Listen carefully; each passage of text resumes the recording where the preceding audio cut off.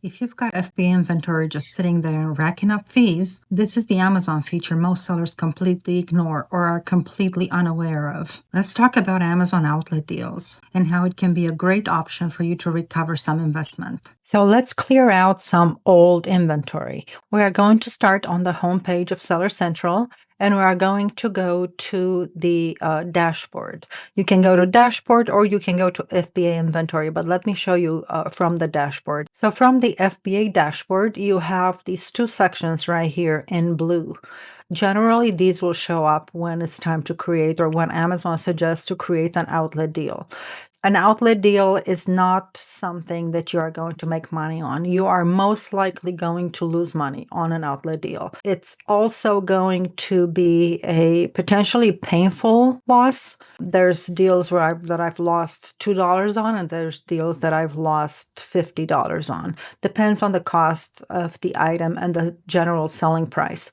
You don't do this to get some sales going. You don't do this to make money. You do outlet deals to free up working capital. You need to have these items for a long time without sales in order for Amazon to even give you the option to create an outlet deal. So let's go see how we do this. I'm trying to get some money back. I need working capital. At this point, I just want to cut my losses and get out of the item. I want to sell through, and this is where an outlet deal is fantastic. You will clear out pretty much everything. The prices are really low and these items will fly. The way the outlet deal works is you create it, and then it takes a few days to get an outlet deal approved.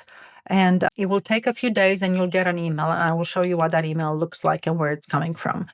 I will cover this toward the end of the video too, but once you create an outlet deal, you need to turn off your repricer. Or the second your outlet deal is approved, you need to make sure your repricer is turned off. Otherwise, it's going to try to increase your price or to change the price, and your outlet deal will be canceled. So how do we do it? We're going to click Create Outlet Deal right here. If you don't have this bar right here, you can also do it from here.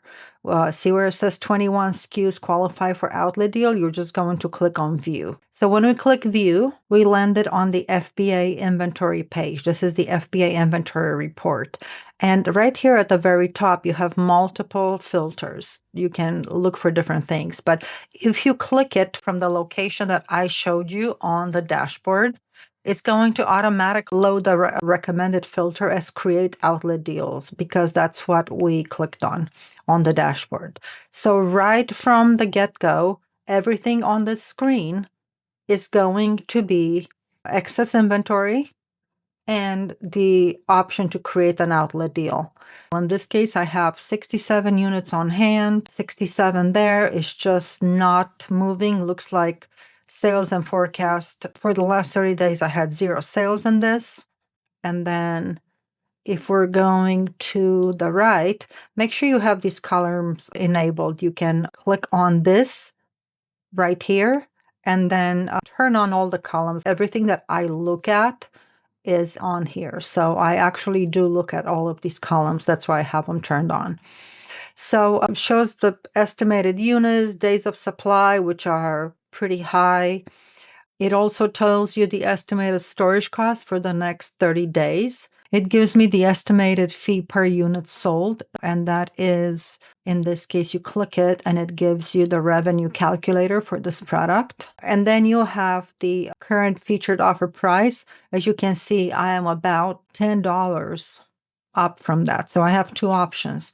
I can create an outlet deal, or before I do this, I can try to go just match the sale price and take the loss and move on with my life. The outlet deals are the nuclear option. That is last resort. Well, right before submitting it for Amazon liquidation or dispose of it or create a removal order. But outlet deals are the nuclear option to get rid of a product. So in this case, it would make more sense for me to lower my price and maybe go into the upper 30s range and wait for a few days and see if it's moving. Or I can just go match the buy box and get them out that way. So you need to do the math. Which one is less expensive? So in this case, I'm going to click, let's just say I want to go ahead and create an outlet deal. So we're just going to click on this. So when I click create outlet deal, it tells me automatically that it sets the price. So it tells me that the maximum outlet deal price is $25.62. And it gives me a start date, it gives me an end date. There's really nothing that I can change here. And if you hover over these question marks, it will give you the details. So you can also click the link here to the outlet store to see what it actually looks like and where your stuff is going to show up. And it tells you that it's going to last for 14 days. Generally, when I start an outlet deal, I'm usually sold by the end of day 1 or 2.